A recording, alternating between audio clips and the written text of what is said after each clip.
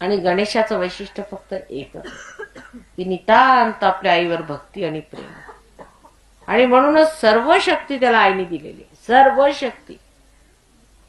शक्ती समन्वित ही गणेश शक्ती जी आहे याच्यात सर्व शक्त्या. जर तुम्ही गणेशाचं अथर्व शीर्ष म्हटलं तर त्याच्यात सर्व शक्त्या आहेत.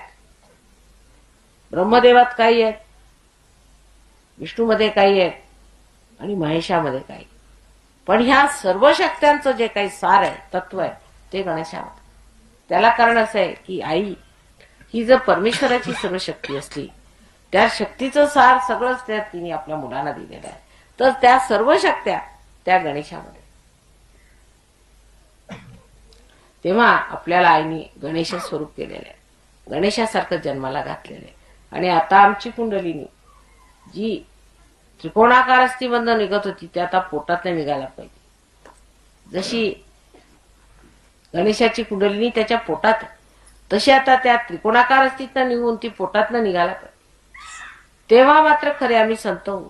पोटातनं निघाली पाहिजे म्हणजे काय, त्याचा अर्थ असा आहे की जेव्हा कुंडलिनी पोटातनं निघाली म्हणजे आपले जे काही आजपर्यंत आपण जे परमेश्वराला शोधत होतो, आधी आपण ते पैशात शोधत होतो, किंवा आपण आधी खाण्यापिण्यात शोधत होतो, मग पैशात शोधू